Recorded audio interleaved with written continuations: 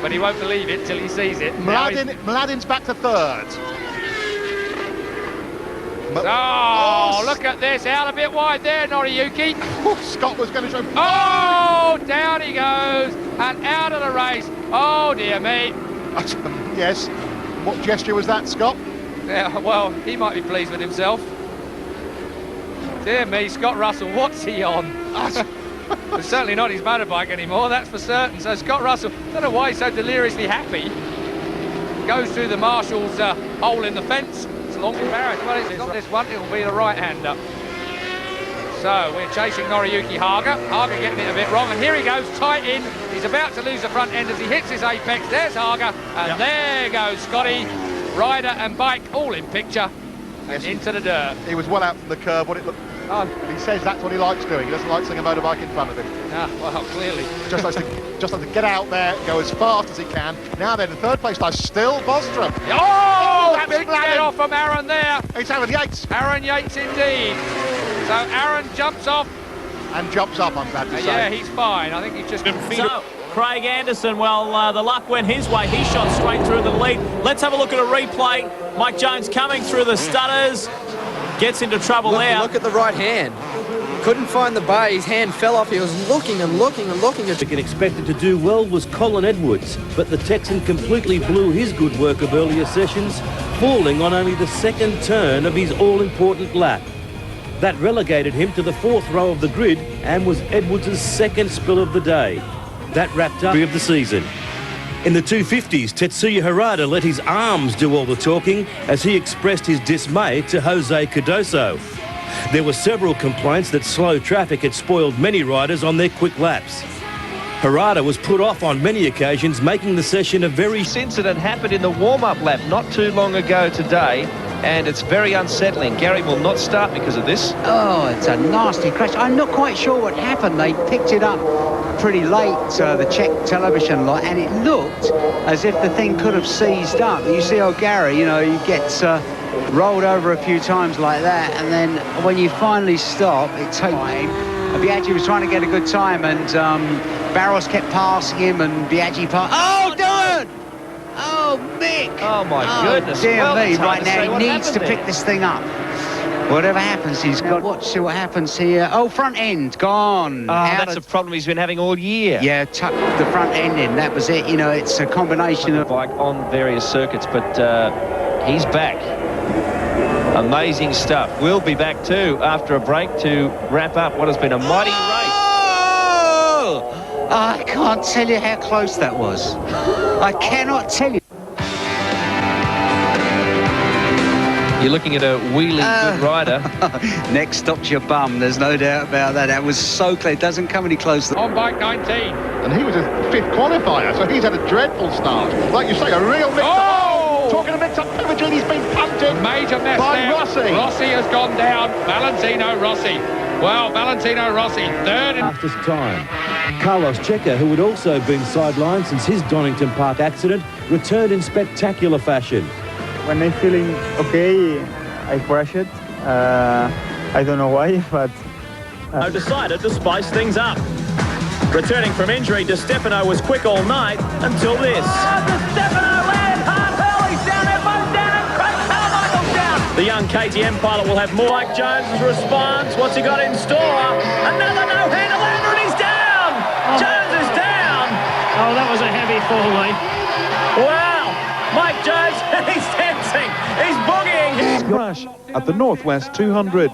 22 is David Lemon. Dunlop leads out. Dunlop's a leader. Oh, and Lemon hits Dunlop and takes him out. Unbelievable. Dunlop is stunned in the road. David Lemon. Alongside, but no, Duhamel back in front here, and here we go. Turn 9, a little right-hand band, hard on the brakes. Woohoo! We know that he's going to make a pass exactly where he's been strong all day going into turn 10, and he may pull this off. This is Anthony Gobert with a desperate move to try to win it after Duhamel worked so hard to get around. Miguel Duhamel inside going into 12, and now it's only 100 feet to the finish line, side by side. Duhamel on the bumps. And Ben gets off the racetrack. Oh, no! And in third place, Ben Bostrom throws it away down the straightaway, still finished in third. Miguel Duhamel appeared to have that one won, and he did cross. Well, let's take a look here straight away to the checkered flag.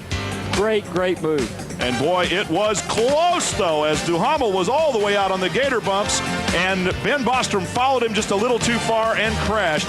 That's the way they finished 1, 2, 3. We want to let you know that dedicated to the memory of Dirk and the other gentlemen that were testing the Honda out at Willow Springs.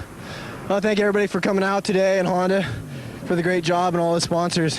I want to bring another guy in here real quick, Anthony Gobert. Man, what a race, Anthony. Unfortunately, short end of the stick for you again. Fogarty third, Lavia in fourth place. Fifth is number 8. That is James Whittam, followed by Akira Yanagawa on bike number 4. Is he going to go? Yes, and Lavia's out. Oh, down Lavia goes. And Whittam follows him down. Yeah, that's a great shame. Jamie had no choice. And so does Slight. Oil Slight. on the floor. That's Oil on the floor. gotta be oil. Century, the riders were well and truly venturing into the unknown. Mick Doohan was never comfortable on the tight, twisting track. The 4-time world champion had front-end grip problems and continually struggled to stay in touch with the front runners. In what can only be described as his most disastrous qualifying session in years. However, he was not alone. Sete Gibernau's twin-cylinder Honda was expected to thrive on the narrow, twisting circuit, but the Spaniard became Not to mention the amount of 1-2-5s that had just gone by. So there he is. Took it home, mate. He made the pass. It looked neat. That's embarrassing. Isn't that Yeah, just? me, just getting a bit of rear wheel spin there on the grass. He's a bit over-enthusiastic to get on the gas this lap. That's fractions off his pole time. It is fractions off his pole time, which was 9/10 of a second faster than anybody. Oh! Melandri crashes! That was coming. Well, I wouldn't go as far as saying that, but certainly was pushing really hard at the end of the... No, Jeremy's... It was actually Perugini's come through, so I think it was Jeremy that was in a bit of a state there, Jules. That's what I think, Keith. And there are drainage channels at the side of this track. That's not where you want to be, but he's still on the bike. But a car was pumping. Oh! No, he's not. Those two go out, but Williams moves up 2 places. So then, Perugini got a chance to take a look at it. This is what made it... Oh, that's a funny old crash just there. Front end just go, oh, that bike's going to be damaged. He keeps an eye on it. Yes. He thinks, oh dear, wildcard, he probably owns it himself. Here, a shaky start for him. The gap was open there a little bit, but it closed it on the power away from the bell. Oh my word! Oh dear, they've gone down. There is Monaco on the floor, also going off. Luigi in second place is Sakata. Shocks are played here. Let's see this again, James. Well, what's happened? I mean, oh my word. I mean, it looks like he's had a little flick and he's just, the bike's picked itself up. They've collided and I'm not sure, but I think we might have got away with it. It looked like he was going to crash, but then he came out of the pitch, but he's back up and he's running. Oh my word, that's Vossi. That's Vossi, that's coming out of McLean's. He's lost the back end, a little bit injured there, which is, let's hope he's all right. Let's hope he's just winded. They're looking after him, but look at how it happened. Bucking and rearing. He could have been a rodeo rider for that as he finishes up in the sandpit. Yeah, I mean, that's an awkward corner. What's going to happen? Paul Jones takes the bend too tight, and Paul Jones, I think, will go for a dance. Yeah, again, it's typical high side. He's just tapped on the power a little bit early. The back end's lost grip, and he shut the throttle, gripped, and he's chucked him over the high side. Always the painful ones. Out. Foggy is through.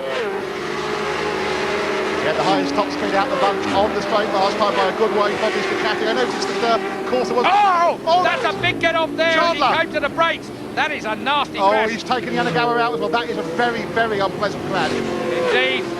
I think Akira Yanagawa got away with that quite nicely. He got untangled for the bike. Oh, they must be all around. That's Yes, I'm sure. Well, now we can see it. Coming up to the top of the hill. That was a massive big slide there from Doug Chandler. I've got to say that bike looked like it locked up. So the Mazda Kawasaki, I'm sure, was a mechanical problem. And then it came across and wiped under the... We can't see exactly what happened because of the... thankfully, I've got to say, because here it comes. Oh, dear me. That was a lot more serious than I actually gave it credit for first time round.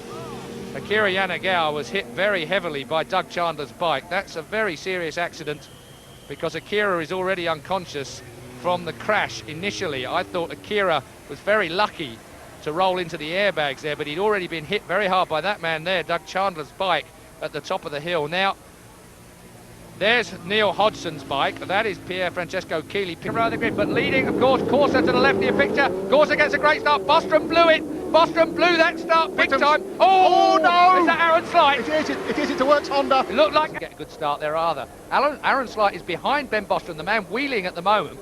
Bostrom clips Keeley. Keeley moves over one side. And as Bostrom comes back across, Aaron Slight, yeah, that guy that was behind, alongside Aaron Slight, was... He viewed Ben Bostrom directly in front of him and was trying to get between Bostrom and Aaron Slight. and bumped Darren Slight. Instead of shutting the throttle, he was going for the gap that was in front of him. But that accident then caused this massive pile-up. Dear me. Ugh. Well, we have had two of the biggest accidents I've seen in World Superbikes for some time. And